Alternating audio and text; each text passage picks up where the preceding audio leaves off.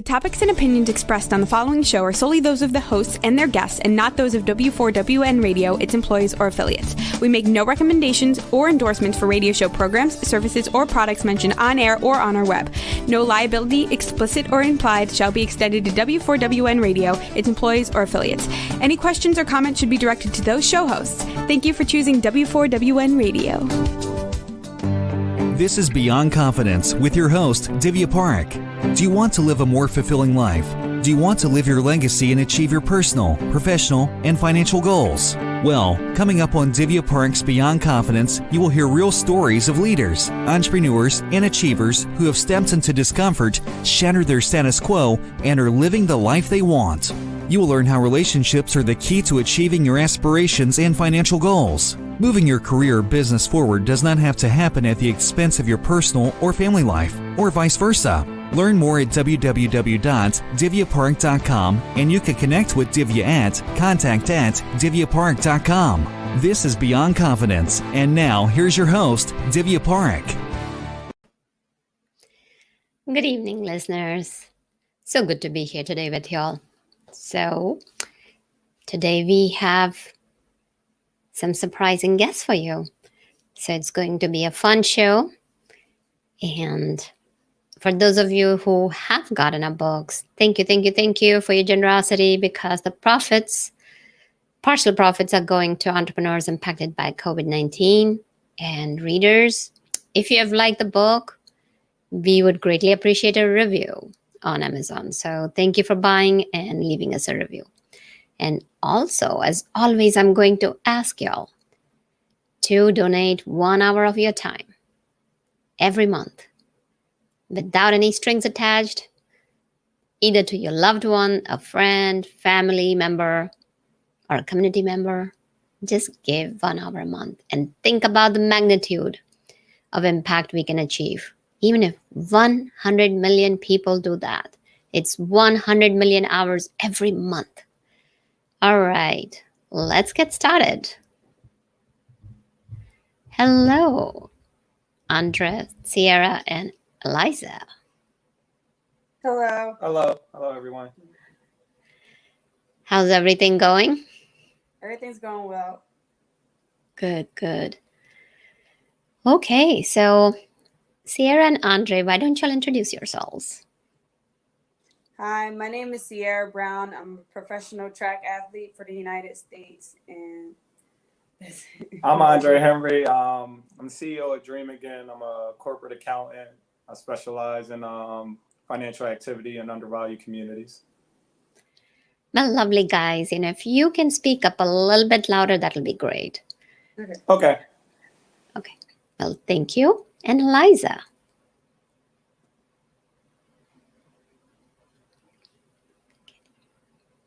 We can hear you, Eliza.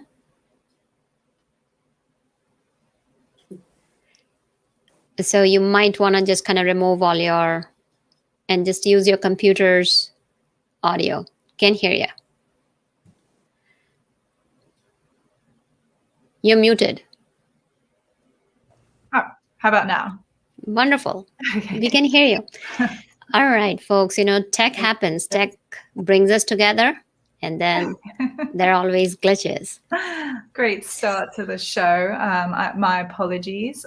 My name is Eliza Harkins. I'm the founder and CEO of Kipit, which is a device for your bag that prevents you from forgetting anything ever again. Well, that'll be very, very interesting. Yeah. And Eliza, what part of the world are you in? I'm from London, but I live in New York City. And what time is it right now? It's also 8 o'clock in the evening. Okay, well, that's good. And how about you all, Sierra and Andre? We're in Delaware, and it's 8 o'clock as well. Oh, wow. So we are all in the same time zone. Great. So I would like to invite, you mentioned that you're a track athlete. Mm-hmm. So Sierra, when you were young, were you into sports? I was, but I was more into just racing kids in the neighborhood. I didn't really... Speak up a little bit louder, please. I was more into racing the kids in the neighborhood, but I didn't get into sports until middle school. Oh, and what prompted you to get into the sports in middle school? Just because I beat the kids in the neighborhood in racing, so I figured like I was fast, so I wanted to run track. Yeah. Okay, very nice. How about you, Eliza? What were you into when you were a child? What was I into? I played a lot of tennis growing up, but I think I was a big reader. I was a big bookworm. I think that's honestly what I spent a lot of time doing. And then even when I was younger, I sort of did a lot of odd projects. Like I started a school newspaper when I was about 10 years old, just from sightings I could see like in the block around my school. So I was always interested in doing kind of independent projects on my own. Well, that sounds like fun. And how about you, Andre? What were you into? When I was younger, I would probably say I did track, football, basketball. I ran track up to college. Basketball, football was like team oriented. I didn't really have good teams. So I just went more into track because you can be more individual into an event. So I leaned towards that. Also met Sierra running track. I seen her dominating since ever. So it was pretty cool. Yeah, I seen her running like since freshman year, high school. I watched her progress over the years, so it's been pretty cool. See how far she brought it. Well, that's fantastic that you're. So tell us a bit about your first meeting and how did that happen? Well, we just met like, at track meets and stuff. So we had mutual friends, and we also like competed. Our teams competed against each other. So yeah, that's how we met. Yeah, so it was pretty much we seen each other at meets, being on different teams. We wasn't like into like just walking up to random people. I think we both had that about us. And honestly, like after I met her like face to face, like actual conversation, introducing myself with taxes. She called me and asked me to help her out with her taxes, and that's after that everything rolled up to date.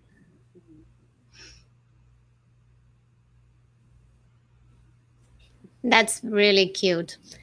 So, when I'm assuming y'all met during high school, right? Yeah, it was high school. We probably didn't start dating until after college. After college, we grew up and became our individual selves, and then we started dating. Very nice. And then what happened? Just kind of tell us your story after that. We pretty much just started traveling everywhere together. I mean, both our career paths. I'm a accountant, so I pretty much was able to go wherever her meets was at, and we pretty much traveled the world from her running experience, and she showed me all different places that she competed at, and we just dated on the way. We just did everything together. We like glue. So it's been great. We just learning, traveling, and experience each other on a daily basis since that first initial tax filing. Well, that's very cute and adorable. So thank you for sharing that. And Eliza, as you were growing up, did you have any passions? Well, I certainly didn't have the whirlwind romance that these two had. Like I said, I was a bookworm and I was quite the science nerd. I took physics all throughout high school, and then by the end of high school, I was actually teaching it at my school. So science and engineering and building things was kind of baked into me from a pretty early age. Probably why my dating prospects were more limited. Hey, it's totally cool. It doesn't matter. Being a bookworm myself and being in science, I can totally relate to that. I would find more fun in the world of book or more books? And what's the next book? And what's the next book? Mystery Yeah, books to and science fiction books. Yeah. Yeah, exactly. I would read a lot of fiction, science fiction. I read a lot of adventure stories. And it's funny because I feel as though more recently, this trend of like storytelling as it applies to business is sort of making a big comeback. Everyone's talking about it. And it's funny because, I just thought I had my head in the clouds, but apparently I was just training to become an expert business storyteller. So you never know where your passions might bring you and how it might be applied. Oh, absolutely. And it's amazing how what we are interested in childhood, it does reflect in some form or some shape and shapes our adult lives. So folks, as you started kind of moving in your track career, tell us where has that led to and where did you all end up at currently? Your track career, where your track career take you, and where is that now? Like where you see yourself? Well, right now, like we found out that I'm pregnant, so I'm taking a break. Yeah, so I'm taking I have 4 more months left until I can start training again. So yeah, it was Olympic year, and it was like a surprise, so I had to like take a step back, but. Once I have the baby, I'll go back to training and everything, and then get ready for we have 2 worlds and then the Olympics in 2024. So I expect to make the Olympic team then. Well, congratulations on both fronts. And it's amazing. So basically you are telling us that you would have competed for Olympics and tried to get on the athletic team of US? Yes. Well, congratulations on that too, and congratulations on the little one coming. Thank you. It's so joyous. It's a wonderful time in life, and congrats. Thank you. Absolutely. So, Andre, tell us as to what do y'all do for business? So for business, we have Dream Again. We basically have a company that help with financial literacy. We have like a tax business. We have an anime. We're in like character development. We have a financial group with over 500 individuals that we just teach in financial tactics, tax write-offs, things of that nature, just small business, just like things we didn't learn in our education system coming up. Sierra has a woman empowerment group. And we just launched the book club to help individuals retain 100% royalties and just getting our stories out there from like people from all walks of life from like our communities. Well, that's very profound, and I'm glad that you are making that impact in the community. And financial literacy is such a big thing. Doesn't matter. Right. If you take a look at, unless you're taking finances, you don't get that in schools, just like you don't teach about goal achievement. We talk about goal setting and all that, but what is that discipline and how can you achieve your goals and creating that unstoppable mindset? So doing a great job. And Eliza, I know you got a scholarship in Princeton. Can you share with us about that journey? Oh, yes. Although the award that I won was actually from my Cornell business degree.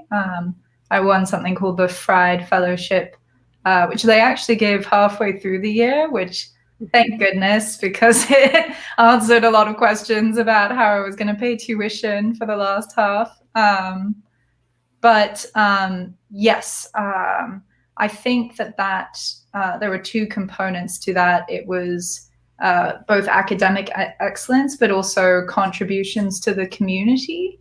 And so the program that I was in at Cornell it's this brand new program specifically for those looking to be in the technology field. So either focused on software development or design for tech, or in my case, business for tech. So because it was a brand new program, it was very important to foster this community.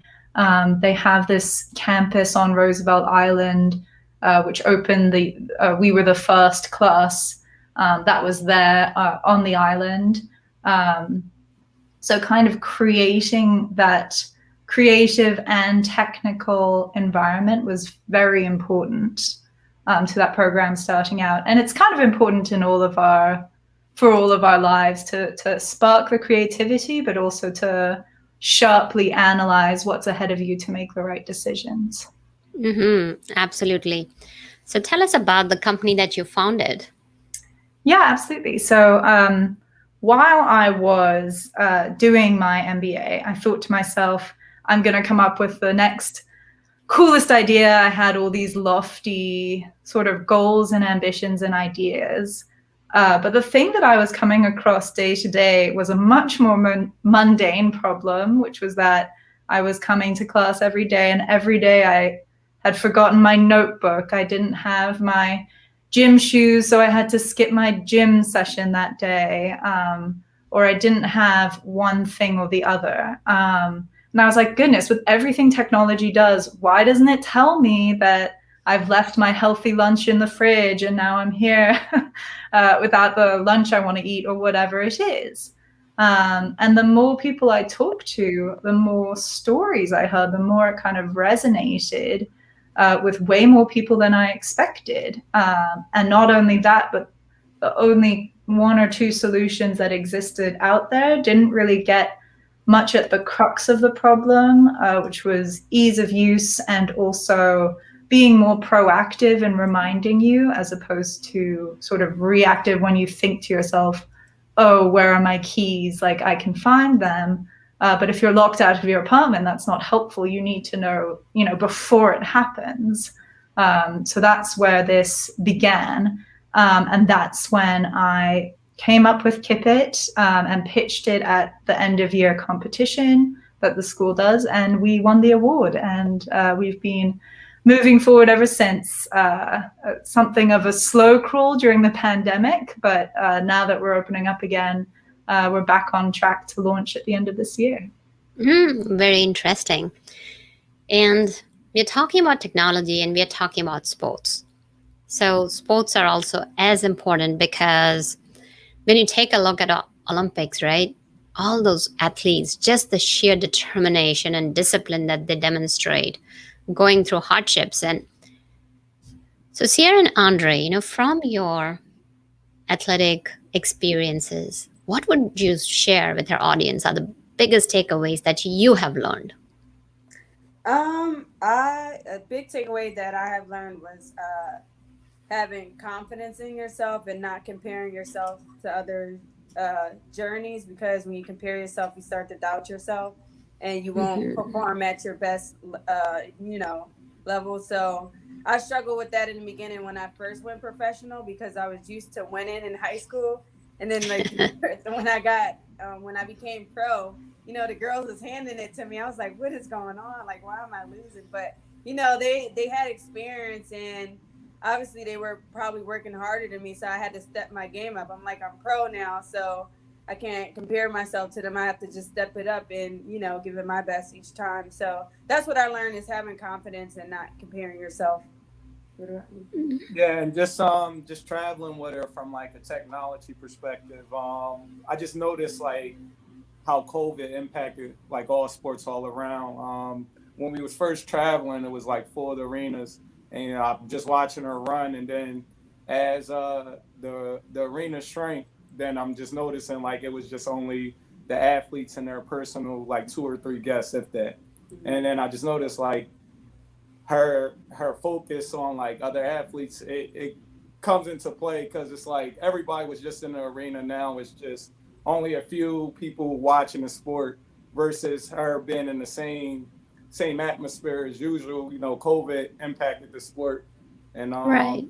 you just seen everything change drastically, like from technology to like any aspect about the sport. So it's been it's really hard competing with no fans.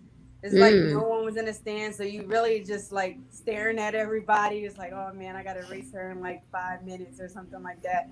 To whereas like you can talk to your family members, but now like they weren't letting people come.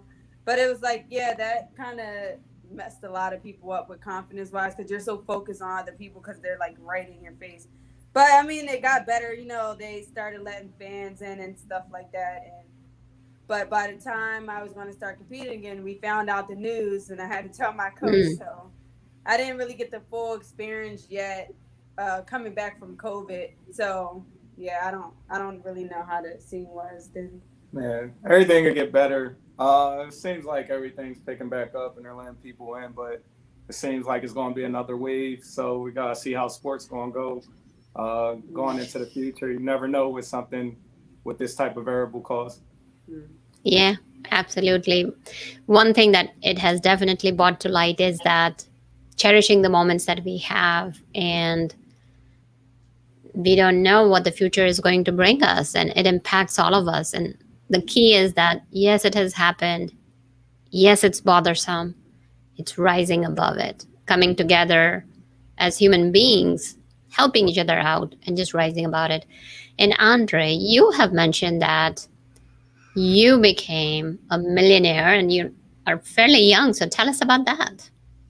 So pretty much, I invested in real estate and in the stock market. So I pretty much started my journey off just reading a bunch of books on all the different investors, like Warren Buffett, Peter Lynch, Bogle. So I just read about all these individuals and just learned the metrics behind all the different trading accounts and just how to move my money within financial assets. Just let assets take care of my lifestyle. So I tumbled into real estate, had a few fix and flips. I closed on like a commercial deal, and then I have like a few residential properties. But most of my wealth pretty much came from investing in real estate. Started like a Roth IRA account, and then I eventually just rode. After I was done trading at JP Morgan, I rode the funds over to a Roth IRA. I taught myself how to day trade and made my own algorithms from like my bank experience. And I did like 700% versus the S&P last year. I invested in this stock called Workhorse. I got in at 80 cents. It's pretty much like one of like the 5 stocks that I chose. Workhorse is it pretty much got like the Ohio plant for electric vehicles. They're like tied with Ride, and pretty much the stock went to like $30, and I put like a decent amount of money in there and 4 other stocks, and then just having my company, just doing sales, the tax business. So pretty much just working with multiple streams of income and just focusing on stocks, real estate, and small business helped me build this wealth. And we also just put out the book and everything, just helping people, influencing people to have the right mindset, getting into this type of lifestyle, because building something up from nothing. Congratulations on Kip It and this channel as well. Guys too. Because it takes a different type of drive for individuals to really build something, out of nothing, pure creativity. Because this was all these ideas was originally thoughts, and for people to take this type of steps into building something that they want takes a different type of passion and energy. So I respect anybody that's on, the grind and hustle. So yeah. Yeah. Absolutely. Well, congratulations, Andre. We'll be coming back to you for what tips you may have for our listeners. So congratulations on going for it and learning on your own. And as you said, grind and hustle is the answer. So Eliza, let's say if there's somebody out there in our audience who's got an idea, tell us how to flesh out the idea, how to get other people excited about your vision and have them buy into it. Yeah, absolutely. So, I mean, just to piggyback off of what Andre was saying, I think mindset is one of the most important components that you need before you can get anywhere. And for me, one of the hardest lessons I've had to learn is that you need to become what I call action biased. So I kind of spent a lot of time, planning, like, how was I going to do this? How was I going to go forward? Planning is good, but at a certain point, I realized that I was sort of planning as a procrastination method instead of like actually going out and doing the steps that needed to be done. So I think that like building those action steps is the most important thing. And so there's a concept in technology. It's called an MVP, which is not most valuable player. It's the minimum viable product. So what this means is, like for my product, I have like a million features that I would love Kipit to do, and like this vision for like where it could go. But I had to think to myself, like, what's the smallest number of things that this would do to address the problem space in an impactful way and to get people to understand what we're about, and launch with that, you know, as quickly as you can, and then later add in features. Because if you try to launch and it does all this and that and everything, you know, it would be way too confusing. Like if Facebook had come out and it had the marketplaces and it had the groups and it had the lives, you know, I think it would have been a disaster. But because it started out with just, you had your profile and you went to other people's profiles, like pretty simple, you understood what you were there for. That's how it sort of became successful. So like I said before, you know where you want to be in terms of like what's the minimum you have to do to get yourself out there, to get yourself in front of people, to get the feedback and traction. Work backwards, and then what are concrete actions? No matter where you are in life, you can do one concrete action step a day, even if it's sending one email out to someone to get advice, even if it's coming up with 10 different ideas for your business name, you know? It's more important to just do those tiny little things, 2 minutes every day, and you'd be amazed at how that accumulates and builds up, rather than, you know, oh, like I'll do this in the future and I'll do like X, Y, and Z for like the whole day in like 6 months from now. You won't ever get your momentum up that way. So that's my advice. You need that technical element, you need that design element. And then the most important thing I think you need is that like core truth. Like, what is that core problem you're solving, and how do you solve it better than anyone else? Because if you have that vision, that like very specific, it's amazing like what actions and how far you can go with just like that sort of truth. So you have shared some really great insights. Now, kind of putting you back in a hot seat, what would you say? You said like you have to know that core problem that you're solving. So maybe in like, you know, 1 or 2 sentences, what would you say the problem that Kipit solves? Yeah. So I think what we're really solving is that people have hectic lifestyles, and they want to kind of have it all, as it were. But for that to happen, everything needs to go well and everything kind of needs to be in control. And we have a lot of ways to control our time with calendars and reminders. And we have a lot of ways to control our workflow with Slack or whatever. We just don't have a lot of ways to handle our stuff. And if we don't have the right things at the right time, it causes chaos and stress and a lot of times embarrassment. There's an embarrassment when you can't achieve the things you want to achieve for very simple, solvable reasons. You don't want to be that one parent whose kid doesn't have violin at their orchestra. You don't want to be that one person in boxing class that doesn't have their boxing gloves. You know, there's that embarrassment from not doing those things that you need to do. So that's kind of the core of what we're getting at. Mm-hmm. Absolutely. Good points.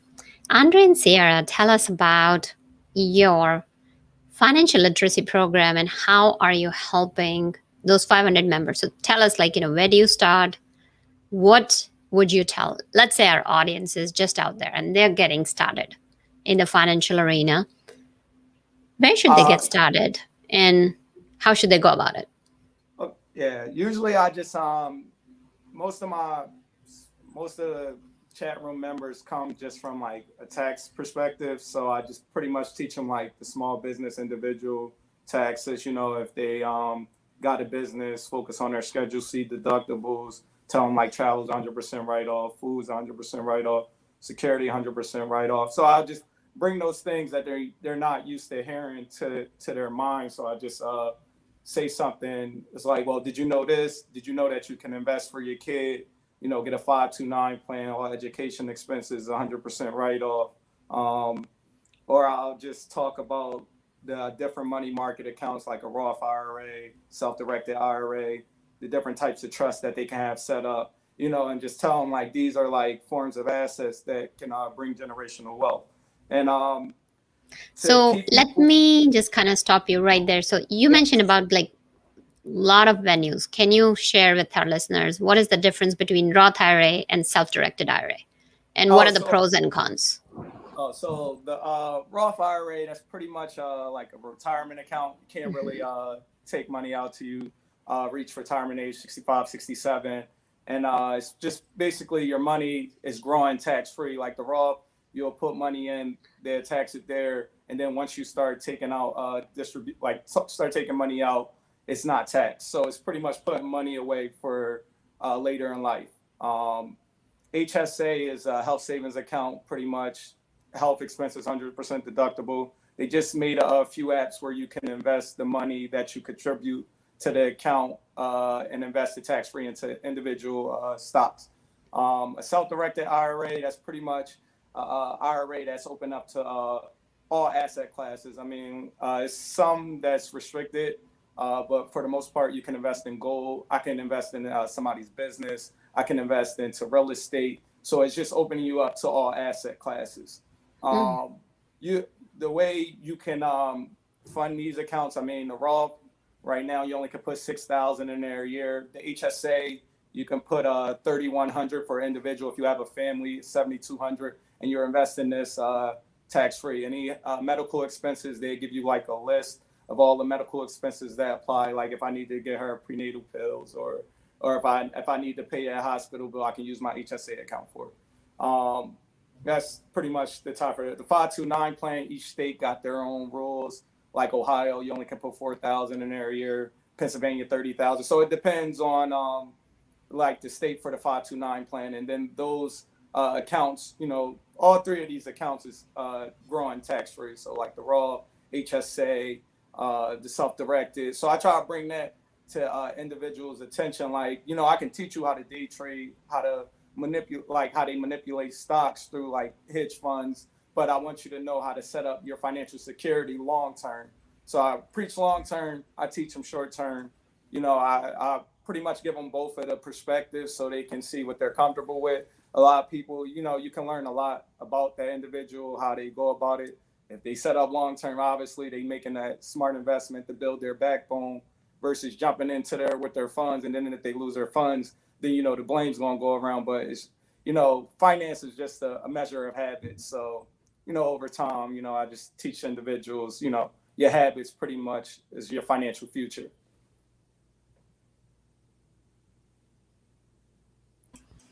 Well, that's fantastic. And you are kind of helping them set up for long term and take action short term. So which kind of goes along the same lines as you, Eliza. And Sierra, are you involved in the financial literacy as well? He pretty much taught me everything. Yeah, so he's more the financial guy. So got it. Yeah, because I was really bad. You know, as an athlete, they don't really teach us, like, because they don't take out our taxes when they pay us. So you have to do it yourself. And I was never good at it. So he, like, kind of helped me get, you know, back on track with that stuff. Like, I'm not really good at financial stuff, but I'm learning, you know, as time goes on with him.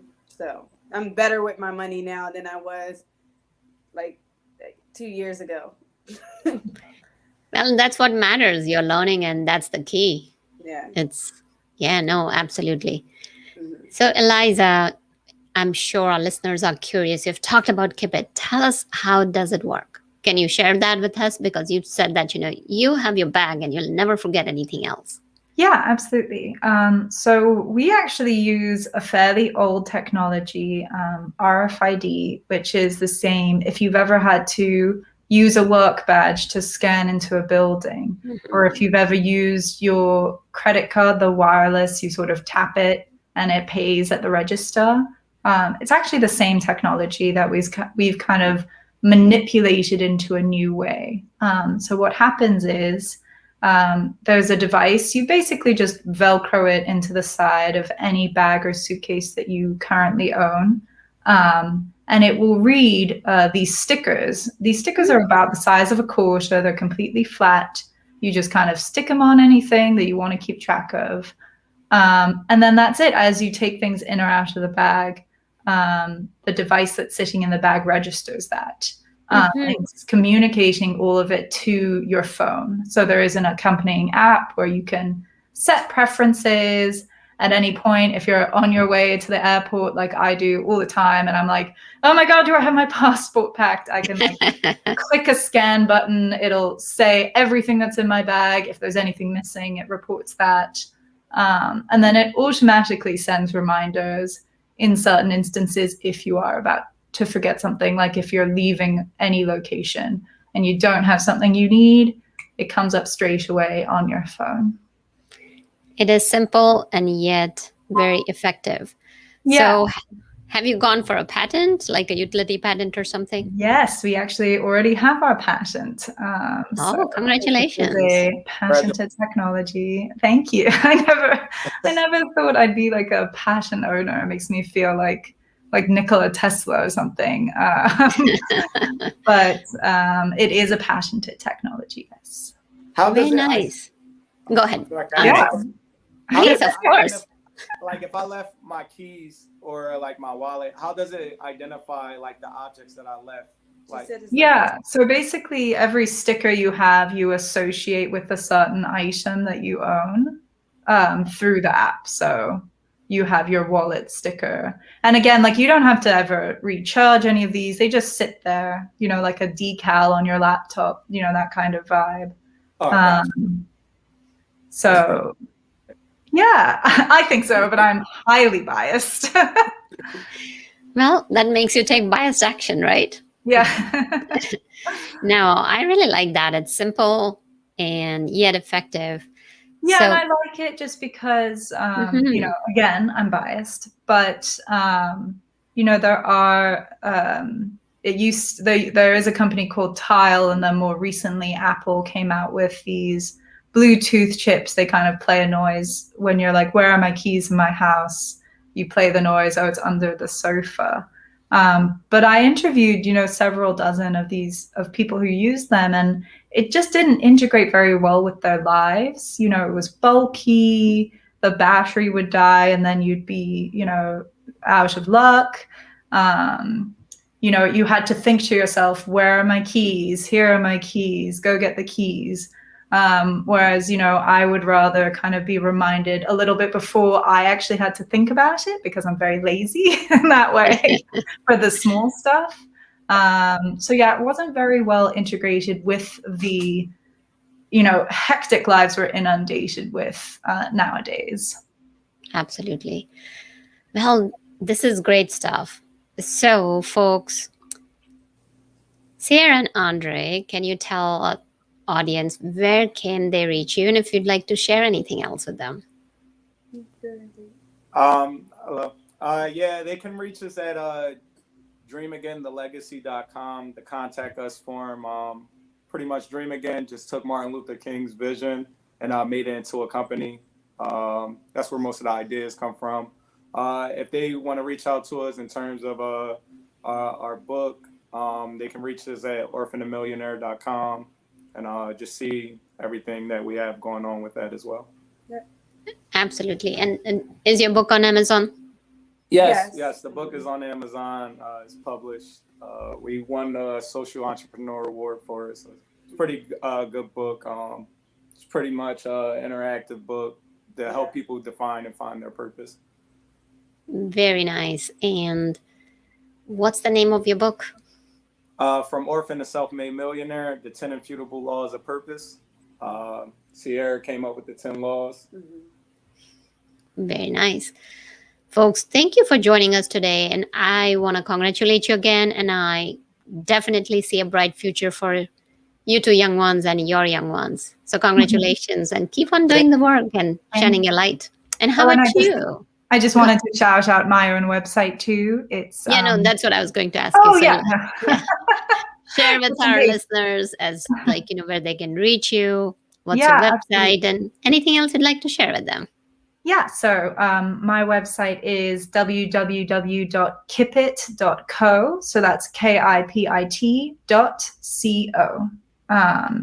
And so you can sign up for the email list. Our beta launch is going to have a much better price than when we fully launch. So if you're interested in getting the product, I recommend signing up so that you can know when to get the, half off-ish deal that will be available. And then I know that you talk about goal setting a lot, and just to kind of tie in what I think we've been talking about with excellence in athletics and excellence in finance and excellence in building products. I know that we all have lofty goals, but I actually think the goal should be in the process. So instead of, you might want to run 100 meters in however many impossibly few seconds, which is great, but the goal should be, run X amount every day. Or for me, which I'm much more comfortable on this ground, I want to get, if I want to get 10,000 Instagram followers, that's great. But what I should be focused on is post on Instagram every day using the optimized hashtags. And that should be the goal rather than just getting to 10,000 subscribers. Because if you build those good habits and good actions, over time, those compound into your successes. Absolutely. Like I always say, it's all about trusting the process. So you just take it each step at a time to get to where you want to be, your end goal. Yeah, absolutely. And I'm sure that's true for financial, health and stuff as well. Yeah, definitely work on people. People just got to understand their habits, because habits play a part. I focus on my daily habits because my daily habits make my future. So if you put in 30 minutes of reading or 30 minutes of whatever your long-term purpose or goal is, you give it 30 minutes a day, then you're going to grow it into reality. Yeah. Especially when you're building something up from nothing, you have to be pushing those chinks in, building those castles brick by brick, as it were. Right. Well, lovely. Eliza, I wish you all the best in your venture, and I'm positive that your product's going to go far. Thank you so much. Absolutely. Thank you, folks, for joining us. It was a pleasure having you all. Thank you so much. Thank you for having us. Oh, my pleasure. And listeners, thank you for joining us. Without you, the show would not be possible. And thank you, Rebel. Be powerful and be well. Until next time, take care. Bye. Have a good one. Bye. Thank you for being part of Beyond Confidence with your host, Divya Parekh. We hope you have learned more about how to start living the life you want. Each week on Beyond Confidence, you hear stories of real people who have experienced growth by overcoming their fears and building meaningful relationships. During Beyond Confidence, Divya Parekh shares what happened to her when she stepped out of her comfort zone to work directly with people across the globe. She not only coaches people how to form heart connections, but also transform relationships to mutually beneficial partnerships as they strive to live the life they want. If you are ready to live the life you want and leverage your strengths, learn more at www.divyaparekh.com. And you can connect with Divya at contact@divyaparekh.com. We look forward to you joining us next week, Monday, 8 p.m. Eastern Time.